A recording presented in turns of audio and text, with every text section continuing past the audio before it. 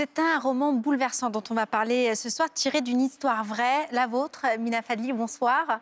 Ce roman, on va raconter son titre, ça s'appelle Le goût de la terre. Mais effectivement, il y a des hasards de calendrier.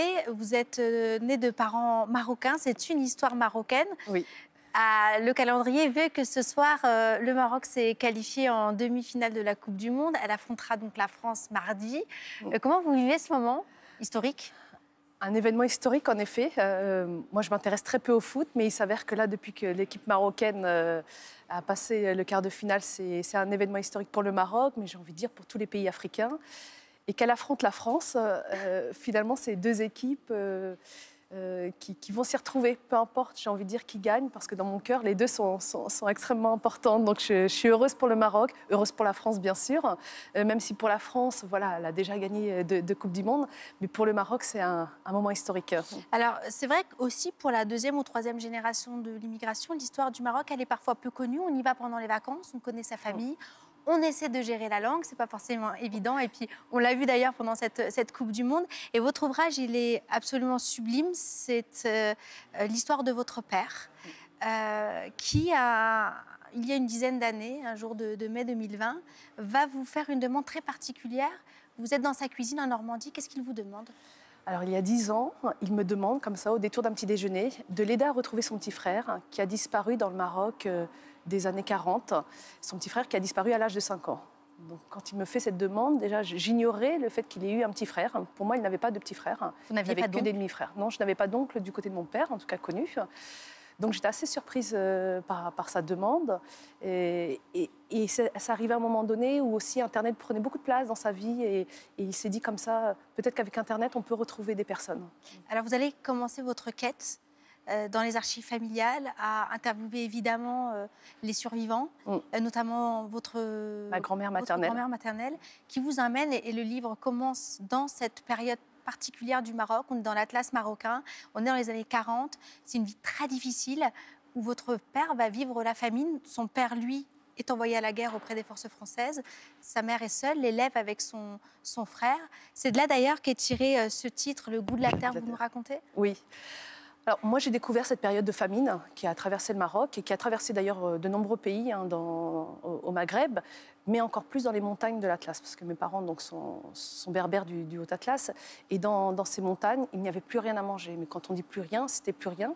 Et ma grand-mère maternelle avait encore justement la mémoire très vive pour me raconter ce qu'ils vivaient à l'époque. Donc, plus de farine, pas d'eau, rien pour manger. Donc, on finissait par manger des racines.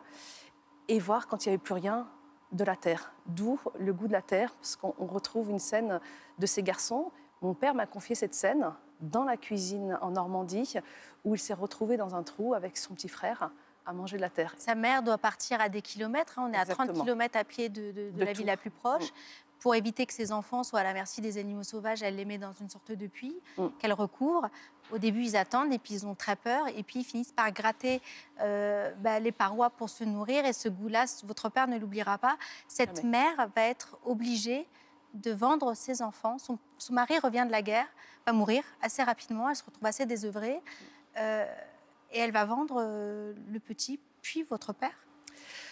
C'est une période extrêmement difficile. La famine vraiment attaque tout le monde.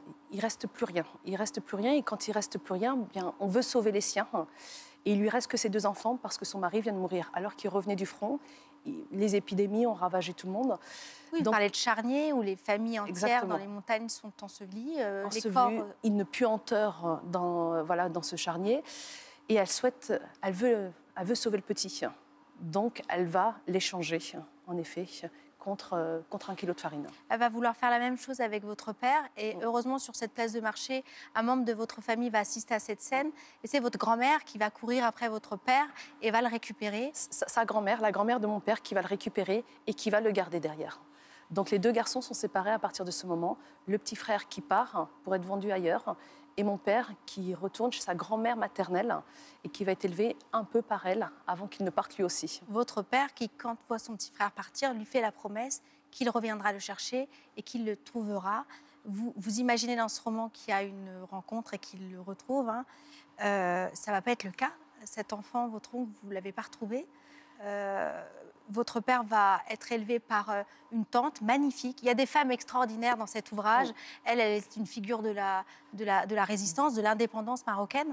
Une figure féministe. Au-delà de ça, la tante Lkaya, qu'on retrouve dans ce livre, elle a récupéré mon père dans ce bled. Elle voyait bien que de toute façon, il n'avait plus d'avenir dans ce village, plus de père, sa mère remariée.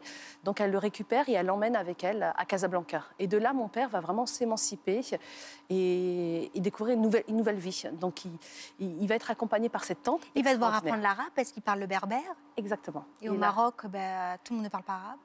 C'est deux langues complètement différentes. Donc, mon père était vraiment berbérophone. Il arrive à Casablanca, il a 8 ans, et il va découvrir l'arabe, il va découvrir le français, il va découvrir l'espagnol, il va découvrir plein de langues. Et c'est pour ça qu'il est devenu plurilingue, mon père. On parle des berbères, on parle des arabes, on parle de Casa, qui dans les années 50 est vraiment le fief de l'indépendance marocaine. Donc, on voit les grandes étapes, l'exil du roi du Maroc en 53. Et puis, le petit frère va être récupéré, ce qu'on le sait, par une famille juive. Et là aussi, c'est intéressant parce qu'on va parler de cette diaspora juive. Il va y avoir la Seconde Guerre mondiale, il va y avoir la création de l'État d'Israël, et ces Juifs du Maroc dont l'histoire est toujours très intéressante et dont certains vont se sentir obligés, ce que vous racontez, de quitter le Maroc.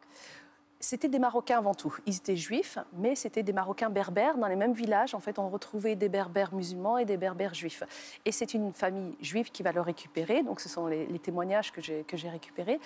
Et en effet, en enquêtant pour cette histoire, en recherchant ce garçon, eh bien, j'ai compris l'histoire des Juifs marocains que je ne connaissais pas bien non plus.